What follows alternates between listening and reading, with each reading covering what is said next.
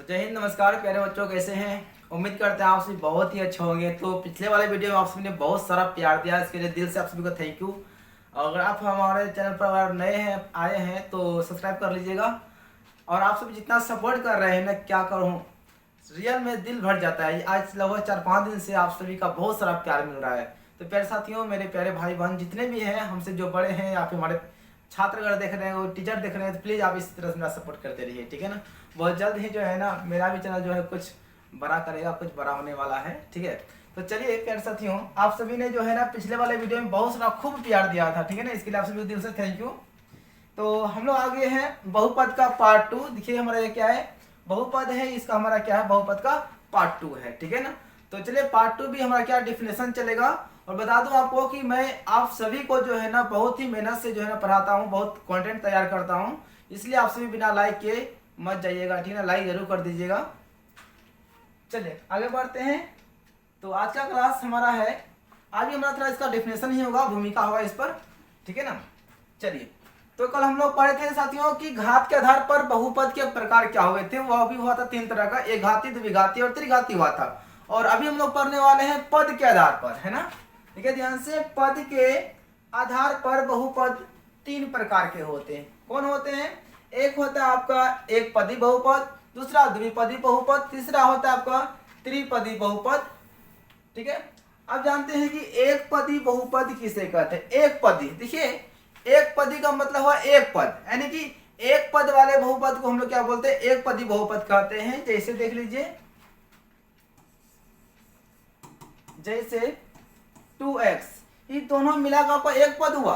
और वही रहता है ना आपका 2x + 3, यानी प्लस माइनस में रहेगा तब आपका पद चेंज हो जाएगा। यहाँ पे होगा एक पद दो पद हो जाएगा। लेकिन अभी हम लोग क्या पढ़ रहे हैं, एक पद ही पढ़ रहे हैं, ठीक है ना। तो हमारा हो जाएगा एक पदी बहुपद हो जाएगा। जैसे कि 7x², ठीक है, 9x³, ये सभी हमारा क्या है, एक पदी बहुपद है। देखिए सब में एक पद है ना।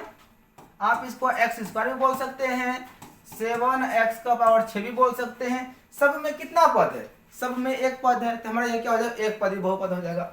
जैसे कि हमारा 7 भी अपने आप में क्या है, पद है।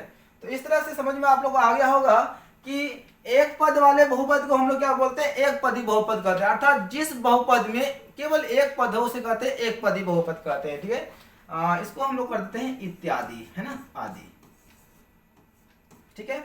चलिए आगे बढ़ते हैं। तो अगला हमारा है द्विपदी बहुपद। तो सिंपल सी बात है, द्वि का मतलब होता है दो, होता है ना, द्वि मतलब दो। तो यानी कि दो पद वाले बहुपद को हम लोग क्या बोलते हैं, द्विपदी बहुपद कहते हैं। देखिए ध्यान से, दो पद वाले बहुपद को द्विपदी बहुपद कहा जाता है। जैसे देखिए 2x² - 3, यहाँ देखिए माइनस प्लस में रहेगा ना तो वह पद कहलाएगा। यानी कि ये वाला पहला पद हो गया, ये दूसरा पद हो गया, दो पद हो गया। जैसे कि 9x - 2, ये हमारा दो पद हो गया। 4x² + 3x, ये हमारा कितना पद हो गया, दो पद हो गया। देखिए ना, एक पद एक पद कितना हुआ, दो पद हुआ। एक पद कितना हुआ, दो पद हुआ। आ रहा है बात समझ में। चलिए उम्मीद करते हैं कि आप सभी को बिल्कुल समझ में आ रहा होगा। चलिए कोशिश तो हम पूरा करते हैं कि आप सभी को समझ में आ जाए। अगर आप कमजोर भी है पढ़ने में तो कोई दिक्कत नहीं है, आप आराम से वीडियो को देखिए, बिल्कुल आपको समझ में आ जाएगा, ठीक है ना। अगर आप सभी को वीडियो पसंद आता है ना, तो प्लीज आप सभी वीडियो का कमेंट में अपना राय जरूर दे दीजिएगा कि वीडियो आपको किस तरह से अच्छा लग रहा है, वीडियो का कौन सा पार्ट आपको ज्यादा समझ में आया। तो आप सभी कमेंट बॉक्स में अपना फीडबैक जरूर दे दीजिएगा, ठीक है ना। चलिए और ले लेते हैं 7x² - 7। देखिए एक पद कितना हो गया, दो पद। 9x² + 4x, एक पद कितना हो गया, दो पद हो गया। इत्यादि कर दीजिए etc, है ना। यह हमारा क्या था, द्विपदी था। अब आते हैं हम लोग किसमें आते हैं, त्रिपदी में आते हैं। त्रिपदी बहुपद क्या होता है, तो 3 पद वाले बहुपद को हम लोग क्या कहते हैं जी, त्रिपदी बहुपद कहते हैं। कितना पद वाले को, 3 पद वाले को त्रिपदी। देखिए एक पद वाले को एक पदी बहुपद, दो पद वाले को द्विपदी बहुपद और 3 पद वाले को त्रिपदी बहुपद कहते हैं। जैसे देखिए 2x², अभी यहाँ एक पद हुआ, चलिए 4x। देखिए मच्छर जो है ना आज भी सता रहा है जी, ठीक है ना, मच्छर जो है ना आज भी थोड़ा तकलीफ दे रहा है, क्योंकि देखिए हमें टाइम ही नहीं मिलता है दिन में बनाने के लिए वीडियो, क्योंकि ऑफलाइन इतना बेच है ना, ऑफलाइन को देखना पड़ता है, फिर थोड़ा आराम भी करना पड़ता है, और बगल में घर है ना, तो मतलब खाना पीना बनता है ना, तो आवाज आता है। चलिए एक पद हो गया, चलिए दो पद, ये रहा आपका तीन पद, हुआ ना, एक पद, दो पद, तीन पद, ये हमारा क्या होगा, त्रिपदी बहुपद हो गया, ठीक है। 4x³ minus 9x² minus 4x, चलिए कितना पद हो गया भाई मेरे, तीन पद हो गया, एक पद, दो पद, तीन पद, ये पूरे हमारा क्या हो गया, त्रिपदी बहुपद हो गया, है ना। चलिए 4x² माइनस 9x माइनस 2 या +2 कीजिए, कोई दिक्कत नहीं है। गिनिए पद, एक पद, दो पद, तीन पद, इसमें घात से मतलब नहीं है, इसमें पावर से मतलब नहीं है, इसमें किससे मतलब है, केवल पद से मतलब है। तो समझ में आ गया तो आप लोगों को कि तीन पद वाले बहुपद को त्रिपदी बहुपद कहते हैं, और दो पद वाले को द्विपदी कहते हैं, और एक पद वाले को हम लोग क्या बोलते हैं, एक पदी बहुपद कहते हैं। चलिए अब हम लोग यहाँ पे आते हैं बहुपद का घात। अब थोड़ा ध्यान से सुनिएगा, है ना, आपका एक भी डाउट नहीं रहेगा मेरे भाई, आप सिर्फ आपको ध्यान से देखना पड़ेगा वीडियो को, है ना, विश्वास रखिए मेरा, ठीक है ना, बिल्कुल आपको हम समझा के ही जाएंगे। चलिए हमारा क्या है यहाँ पे क्वेश्चन, बहुपद का घात किसे कहते हैं, यानी कि बहुपद का घात क्या होता है, पावर ऑफ पोलिनोमियल, यानी बहुपद का घात क्या होता है। तो यहाँ डिफिनेशन देखिए, एकदम आराम से लिख दिए, हम पहले टाइपिंग कर दे ताकि मेरा टाइम बचेगा, है ना।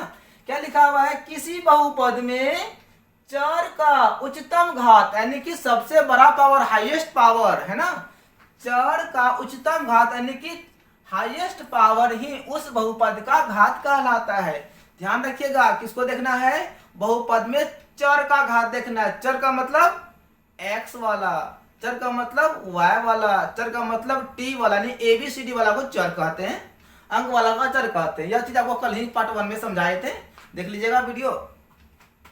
चलिए देखिए, थोड़ा समझिए, थोड़ा ध्यान से, एकदम आपको समझाते हैं।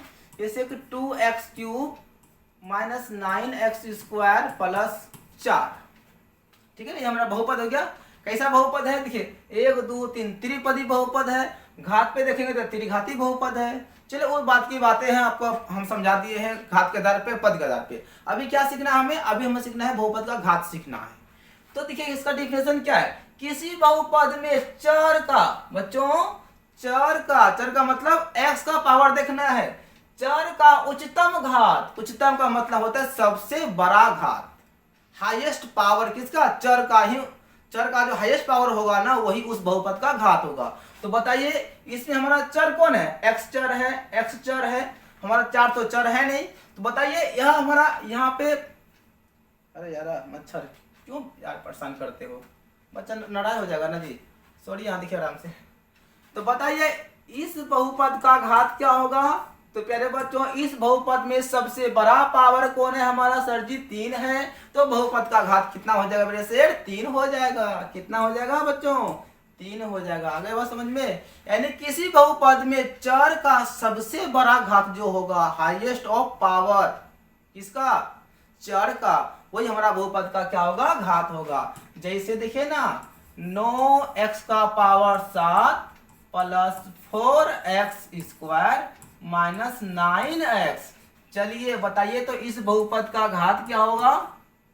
आज भी आपको होमवर्क मिलेगा, है ना, कल एक लोग जो क्या बोलते हैं उसको दिए थे ना होमवर्क में, बहुत सारे लोग जो है उसका आंसर भी लिखे थे। सॉरी इसके लिए कि आपका हम कमेंट जो है ना यहाँ पे नहीं लगा पाए, इसलिए सॉरी, इसके लिए तो आपको दिखाते हैं। तो संडे को जो है ना, संडे जो होगा आपका, ठीक है ना, जितने लोग कमेंट किए हैं ना, संडे को जो है ना उसका कमेंट का रिप्लाई हम लाइव प्रूफ देंगे, ठीक है ना। तो आप लोग अपना कमेंट करते रहिएगा। चलिए आप बताइए इस बहुपद का घात कितना होगा भाई मेरे। तो इस बहुपद में 4 का जो बड़ा पावर है वो हमारा कितना है, बड़ा पावर 7 ना है। यहाँ देखिए ना, यहाँ पावर 1 होगा, यहाँ पर पावर 2 है, यहाँ पर पावर 7 है। तो सबसे बड़ा पावर कितना होगा, 7 हो गया ना जी। तो बहुपद का घात कितना होगा हमारा 7 हो जाएगा। आ रहा बात समझ में? और समझेंगे हम लोग, अभी आप लोग को हम फंसा देंगे। अब बताइए तो बहुपद का घात कितना होगा। हाँ, आप लोग का दिमाग कहाँ गया होगा, पता है कहाँ गया होगा? ई वर्ग का पावर 7 पे गया होगा, गया होगा ना। आप क्या लिखेगा सर जी, इसका घात 7 होगा। गलत है बच्चों, क्या है? गलत है। यहाँ परिभाषा पढ़िए एक बार। चर का किसका बच्चों? चर का उच्चतम घात। बताइए आपका जो आप जो लिखे घात 7, ये क्या ये पावर जो आपका 7 है, क्या ये चर का घात है क्या? है नहीं है भाई, ये चर का घात थोड़ी हो है, ये तो अचर का घात है। चर का मतलब x। क्या ये x हमारा 5 है? नहीं है, गलती हो गया आपका, 7 नहीं होगा बच्चों, 7 नहीं होगा मेरे से। यहाँ देखिए चर हमारा यहाँ पर है x है, यहाँ पे पावर 1 है, यहाँ पर 2 है, तो हाईएस्ट पावर चर का कितना आ गया 2, तो अब घात हमारा 2 होगा। क्या आया समझ में? ना आया? चलिए घंटा और समझा देते हैं, है ना। हम पढ़ाए और मेरे लाडलों से वो समझ में ना आए तो फिर मजा नहीं आएगा यार। चलिए यहाँ देखिए,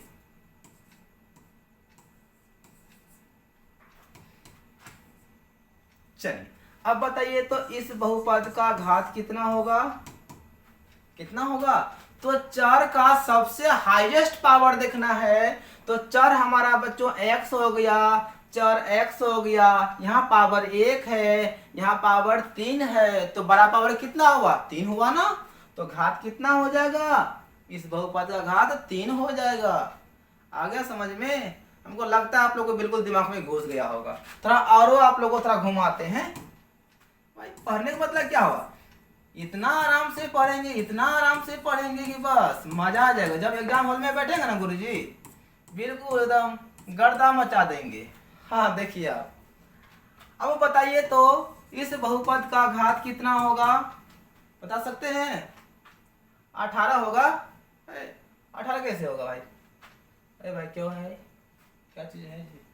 हाँ 18 तो ये होगा। ये हम क्या बोले, चर का घात ना। इस 7 हमारा चर है गुरुजी, 7 चर नहीं है।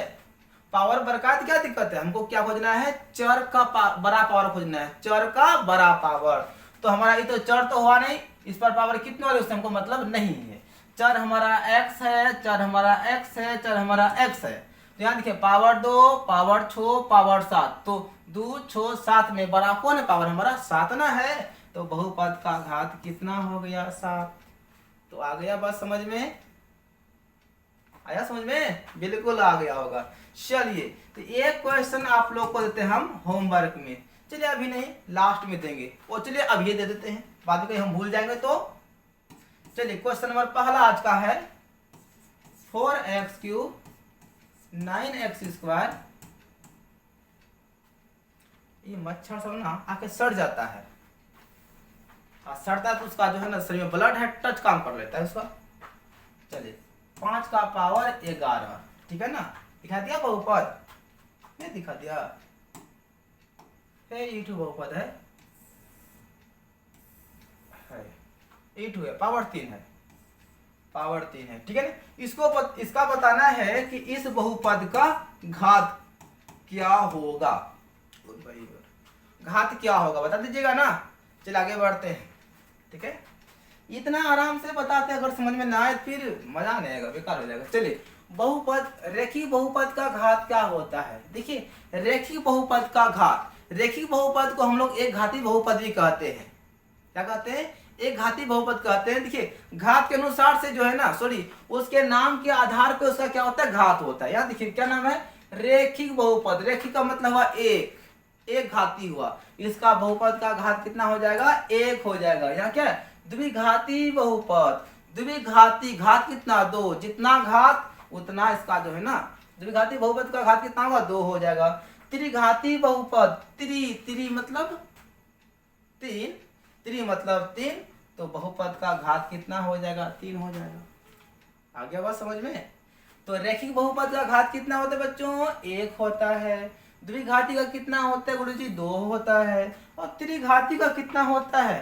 3 होता है, ठीक है ना। आप लोगों का दिमाग में चलता होगा 4 घात का क्या होगा, वो आपको बाद में बताएंगे, ठीक है ना।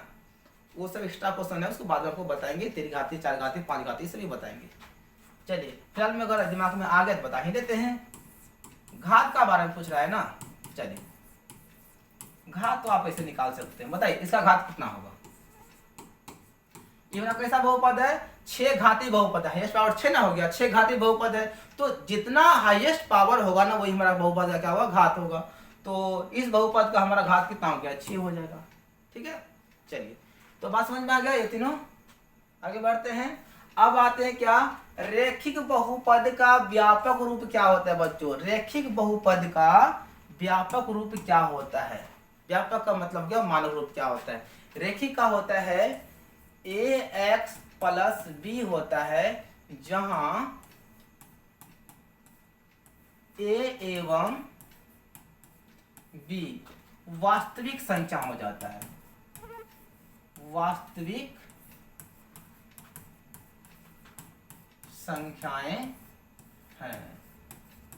ए और पी क्या है, वास्तविक संख्या। वास्तविक का मतलब रूट वाला भी हो सकता है, बिना रूट वाला भी हो सकता है, यानी परी में दोनों हो सकता है। जैसे मान लीजिए एग्जांपल लेते हैं, ठीक है ना, जैसे मान लीजिए कोई रेखिक बहुपद लेते हैं, जैसे हो जाएगा √2x प्लस 2, इसका पावर कितना है, 1 है ना, ये हमारा हो जाएगा रेखिक बहुपद। जैसे हो जाएगा हमारा 7x माइनस 3, ये हमारा कैसा बहुपद है, रेखिक बहुपद है, क्योंकि इसका घात कितना है, 1 है। etc, यानी कि इस क्वेश्चन का आपका आंसर ये वाला हो गया। रेखिक बहुपद का जो व्यापक रूप हुआ ना वो आपका हो गया ax प्लस b हो गया। ठीक है, अब आते हैं हम लोग द्विघाती बहुपद का। फिर बच्चों द्विघाती बहुपद का जो व्यापक रूप होता है ना, यह आपका होता है ax² plus bx plus c, जहां हमारा a b c वास्तविक तो होता ही है, जहां a इक्वल टू नॉट 0। क्या बच्चों ध्यान दीजिएगा, ये a का मान 0 नहीं होना चाहिए। यदि a का मान 0 होगा ना, पता है क्या होगा, गड़बड़ हो जाएगा। देख लीजिए, समझा देते हैं। मान लीजिए a का मान कहीं 0 आ गया, तो यहाँ पे धर देंगे 0, यहाँ पे x² है प्लस क्या है bx है प्लस c, और 0 से गुना करेंगे तो ये क्या हो जाएगा, सब सर्वनाश हो जाएगा, यानी कि 0 हो जाएगा हमारा। ये क्या हो जाएगा जी, 0 प्लस क्या बचा, bx प्लस c। देखिए तो कैसा बहुपद बन गया, घात 1 वाला हो गया ना, तो रेखिक बहुपद हो जाएगा। इसलिए हमारा a का मान 0 नहीं होना चाहिए, a equal to not 0, right. आप बोल सकते हैं एवं a b c वास्तविक संख्याएं हैं, वास्तविक संख्याएं हैं, क्योंकि a b c का मान कुछ भी हो सकता है। ठीक है, चलिए अब बढ़ते हैं त्रिघाती बहुपद में जी। त्रिघाती बहुपद का जो मानक रूप होता है ना बच्चों, वो हमारा क्या होता है, ax³ plus bx² plus cx plus क्या होता है d। यहाँ पर भी लिखना पड़ेगा आपको, जहां a इक्वल टू नॉट 0। पता है यहाँ पर भी यदि a का मान 0 होगा ना, यहाँ धरेंगे, या त्रिघाती खत्म हो जाएगा, क्या बचेगा हमारा, द्विघाती बचेगा। इसलिए a का मान 0 नहीं होना चाहिए। बाकी बात हमारा a b c d सब हमारा वास्तविक संख्या हो जाएगा। आगे समझ में, एक बार फिर से सुन लीजिए। ये हमारा हो गया रेखिक बहुपद का क्या हो गया भाई, मेरा व्यापक रूप हो गया। ये हमारा द्विघाती बहुपद का व्यापक रूप हो गया, और ये हमारा हो गया त्रिघाती बहुपद का व्यापक रूप हो गया। क्लियर है यहाँ तक। चलिए आगे बढ़ते हैं। ये सब ना क्वेश्चन एग्जाम में आपका आता है, ये सब क्वेश्चन एग्जाम में आता है, ठीक है ना। चलिए आगे बढ़ते हैं। अब चलिए यहाँ पे क्या शून्यक है भाई मेरे, शून्यक किसे कहते हैं, शून्यक किसे कहते हैं, इस पर आपका ऑब्जेक्टिव में क्वेश्चन आता है। यह भले परिभाषा नहीं आएगा, लेकिन ऑब्जेक्टिव में आपका आएगा। तो इसका परिभाषा क्या है कि चर का वह मान, ध्यान दीजिएगा, चर का मतलब x, यानी कि चर का वह मान जिसे बहुपद में रखने पर उस बहुपद को शून्य कर देगा, यानी कि सड़ा गला के 0 कर देगा, उसे हम लोग क्या कहते हैं, उस बहुपद का शून्यक कहते हैं। जैसे मान लिया जाए, देखिए समझिएगा थोड़ा ध्यान से, मान लिया जाए कि मेरा कोई x² प्लस 4x माइनस 3, ये मेरा कोई बहुपद है, क्या है, बहुपद है, और कोई हमारा x का मान लिया जाए कि 2 है। अब बताइए कि x का मान 2 है, मेरा शून्यक हो गया। क्या यह 2 जो है, क्या इस बहुपद का शून्यक है या नहीं है। क्या हम बोले, ये जो हमारा x का वैल्यू है, चर का वैल्यू हमारा 2 जो दिया गया है, चर हमारा x है, इसका वैल्यू 2 दिया गया है। तो बताइए क्या यह 2 क्या इस बहुपद का शून्यक है? कैसे जांच करेंगे? तो क्या करेंगे, ये जो x का मान है हमारा है ना, इस बहुपद में धरेंगे। यदि पूरे बहुपद को ई वाला मान धरने पर क्या कर देगा, यदि शून्य कर देगा तब तो हमारा बहुपद होगा, यदि शून्य नहीं करेगा तो बहुपद नहीं होगा। चलिए देख लेते हैं शून्य है कि नहीं है। तो 2 इंटू एक्स स्क्वायर, एक्स का मान 2 तो हो जाएगा 2 का स्क्वायर प्लस 4 इंटू यहाँ पे थोड़ा, यहाँ पे एक्स का वैल्यू 2 माइनस 3। चलिए 2 दूनी 4, 4 दूनी 8 प्लस 4 दूनी 8 माइनस 3, 8 8 16 माइनस 3 घट जाएगा तो कितना हो जाएगा, घटेगा ना, हो जाएगा 13। क्या ये हमारा 13 जो है 0 के बराबर है? क्या यह 0 हुआ बहुपद? ये पूरे यानी कि 2 धरने पर, क्या 2 धरने पर ये पूरे बहुपद को 0 कर दिया? नहीं कर पाया। लास्ट में कितना आ गया हमारा, 13 आ गया। यानी कि x बराबर 2 जो है ना बहुपद का शून्यक नहीं है, शून्यक नहीं है। क्यों नहीं है? क्योंकि बहुपद को शून्य नहीं कर पाया। यदि यहाँ मान धरने पर यदि हमारा यहाँ पे 0 आता ना तो हमारा बहुपद का शून्यक होता, लेकिन नहीं आया तो शून्यक नहीं होगा, सिंपल सी बात है। चलिए और एक बहुपद ले लेते हैं। इसे मान लिया जाए ये मेरा बहुपद है, और चलिए x बराबर, थोड़ा सोच के लेते हैं ताकि मेरा 0 आ जाए, ठीक है ना। अगर मान लिया जाए ये क्या है भाई, मच्छर, देखिए क्या बोले इसको, कहाँ कहाँ धर देता है यार, इधर से ला गया, देखिए कहाँ से कहाँ को ला दिया। चलिए कल से ना जैसे भी होगा हम सवेरे ही वीडियो बना लेंगे, ठीक है ना। बता दूं आपको रियल में 1:45 हो रहा है जो अभी हम वीडियो शूट कर रहे हैं, शायद आप लोग को यकीन नहीं होगा। चलिए हाँ, तो x का वैल्यू चलिए मान लिया जाए, हम ले लेते हैं क्या, 3 ले लेते हैं। क्या लिए, चलिए 1 ले लेते हैं, 1 ले लेते हैं, ठीक है ना। तो 5 ऐसा करते हैं ना, 2x प्लस कर देते हैं इसको क्या, डालेंगे तो जगह 2, चलिए यहाँ लेते हैं -3। थोड़ा सोच के लेना पड़ेगा क्योंकि हमको तो पता नहीं है ना ये कौन बहुपद होगा। हम थोड़ा इसका मान को मिला के देख लें कि 0 आना चाहिए, ठीक है ना। चलिए सिर्फ आपको समझना है ना। चलिए 5 इंटू एक्स का वैल्यू 1, 1 का स्क्वायर माइनस 2 इंटू 1 माइनस 3, ठीक है। चलिए 1 का वर्ग 1, 1 गुना 5 5, 2 माइनस कितना है 3 है, तो 5 -2 -3 हो जाएगा -5, सॉरी -5 हो जाएगा, और 5 में 5 गया, कितना बचा 0। अच्छा देखिए समझिए थोड़ा ध्यान से, ये x बराबर 1 इस बहुपद में धरने पर जैसे ही हम ई चर का मान x का मान 1 इस बहुपद में धरे तो बहुपद को क्या कर दिया, पूरे 0 कर दिया। अर्थात x बराबर 1 जो है इस बहुपद का एक शून्यक है। क्या लिखेंगे, इसलिए x बराबर 1 बहुपद का एक शून्यक है, एक शून्यक है। कुछ समझ में आया? यानी कि चर का वह मान जिसे बहुपद में रखने पर यदि उस बहुपद को शून्य कर देगा तो वह चर उस बहुपद का शून्य कहलाएगा। यह चर जो है ना इस बहुपद का शून्य कहलाया। क्यों कहलाया?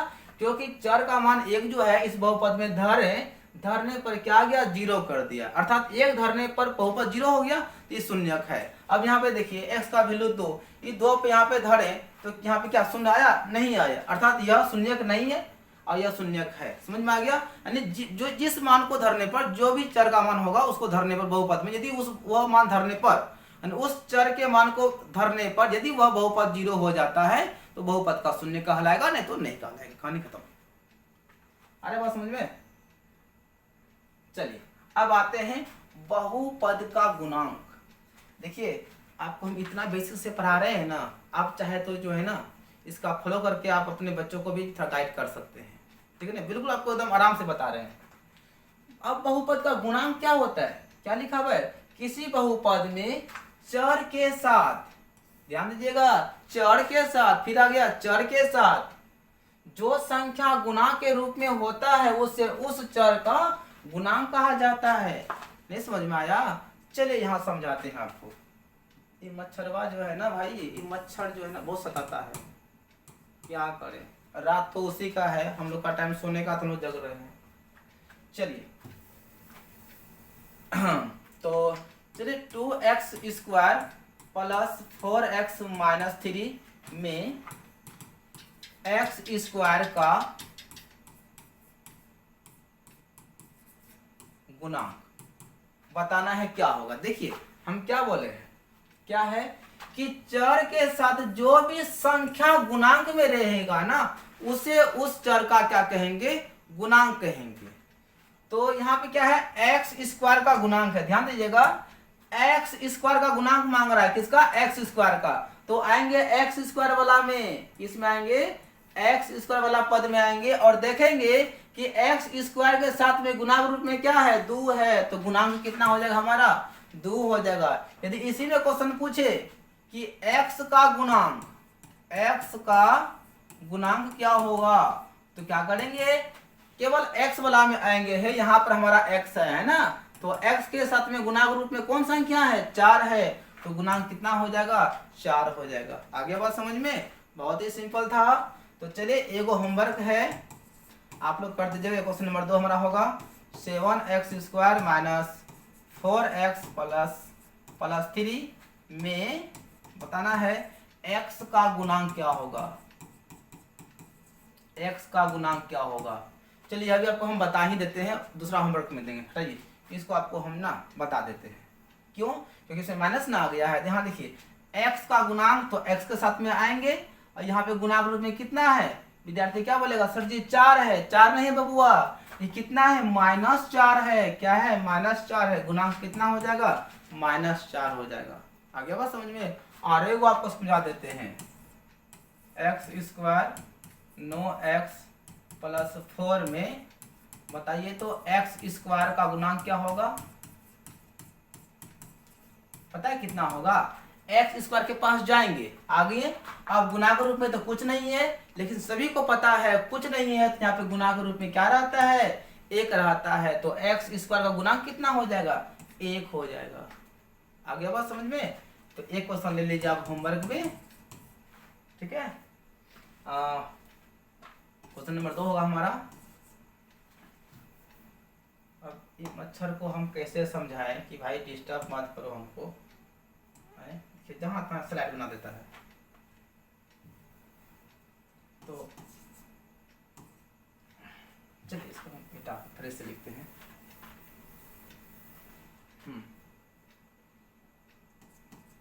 HW में क्वेश्चन नंबर हमारा 2 होगा ना, वो पहले दिए थे। चलिए 7x³ 9x² प्लस 4x में, ठीक है ना, x³ का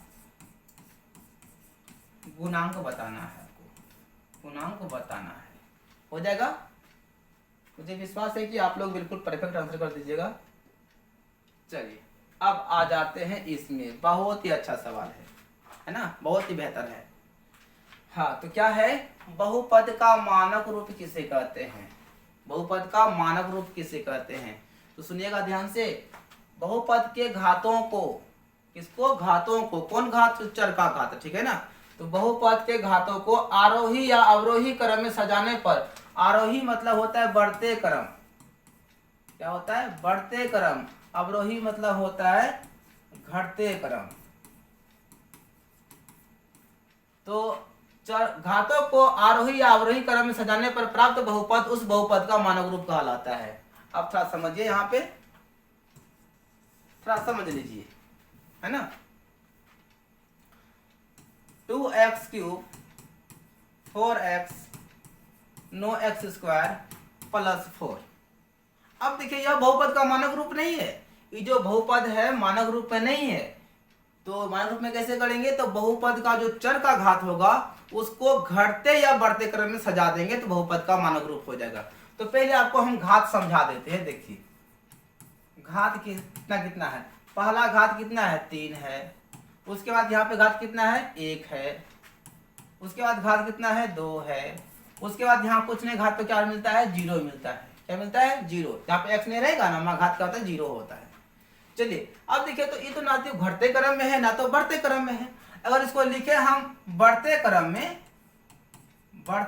इसको अगर हम लिखें तो पता क्या होगा, पहले 0 होगा, फिर 1 होगा, 2 होगा, 3 होगा, ये हमारा क्या हो गया बढ़ते क्रम हो गया घात। अगर लिखा हम घटते क्रम में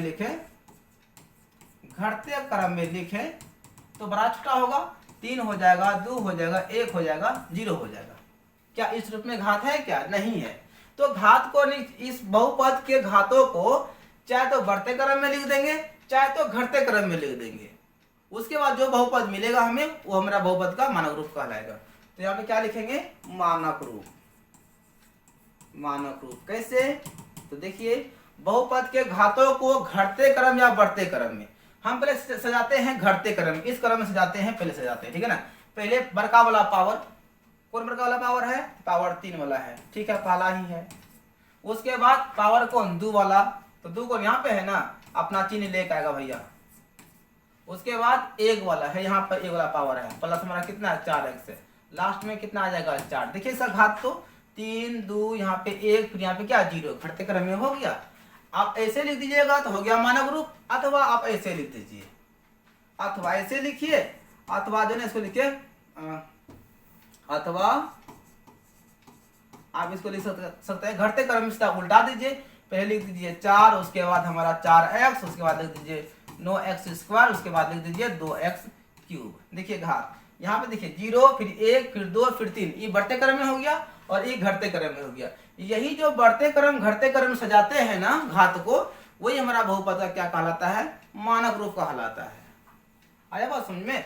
यहाँ आपको समझा रहे थे, पहले घात निकाल के दिखा दिए, उसके बाद बढ़ते क्रम इसका कैसे होता है, इसका घटते क्रम कैसे होता है, ठीक है ना। ऐसे आप लोग को जो बढ़ते और घटते क्रम आता ही होगा, ठीक है। चलिए आगे बढ़े।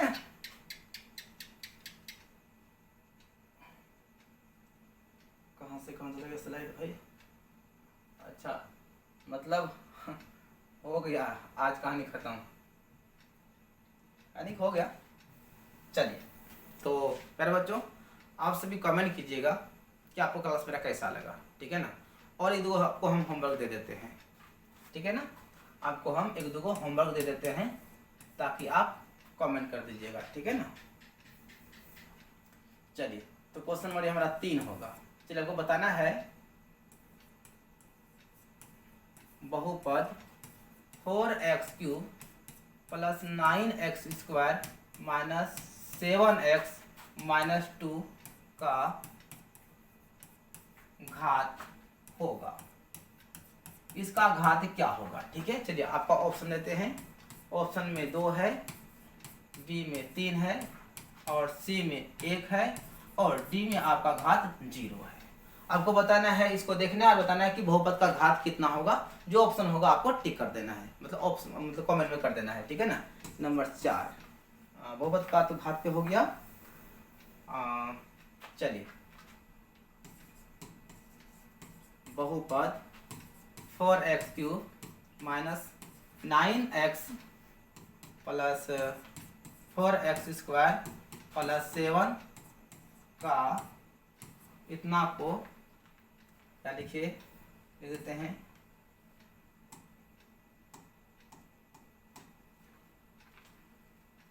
चलिए 7, चलिए 7 ही लिखते हैं, एक मिनट था। 7x³ minus 9x plus 4x² minus 2 का मानक रूप है ना। बताना इसका मानक रूप क्या होगा। चलिए आपको हम ऑप्शन बना देते हैं, ताकि इसलिए हम बना रहे हैं ताकि आपको कमेंट में लिखेगा ना तो आपको दिक्कत ना हो, ठीक है। चलिए 7x³ minus 2 plus 4x² minus 9x। चलिए 7x³ plus 4x² minus 9x minus 2 और सी में चलिए 7x³ -2, एक मिनट, ये मच्छर सब ना थोड़ा उससे मजाक कर रहा है। अच्छा भाई टेंशन मतलब, हो गया मेरा काम। अब बच्चों को देते होमवर्क, और उसके बाद प्लस चलिए 4x3, उसके बाद क्या है -9x है, ठीक है। और डी में आपका है नन, यानी कि इनमें से कोई नहीं। तो आपको कितना क्वेश्चन मिल गया? 4 क्वेश्चन मिलेगा होमवर्क में, ठीक है ना। तो आप लोग कमेंट बॉक्स में इसका आंसर जरूर कर दीजिएगा। यदि आप पूरा वीडियो अगर देख लिए हैं, अगर आपको समझ में आ गया होगा, तो विश्वास है कि आप सभी का यह आंसर सही हो जाएगा, ठीक है। तो बाकी बात मिलते हैं हम लोग कल, तब तक के लिए जय Hind, Vande Mataram, best of luck. मुस्कुराते रहिए और जुनून रखिए पढ़ने के लिए, कुछ करने के लिए, ठीक है। मिलते हैं नेक्स्ट पार्ट में, ठीक है। All the best.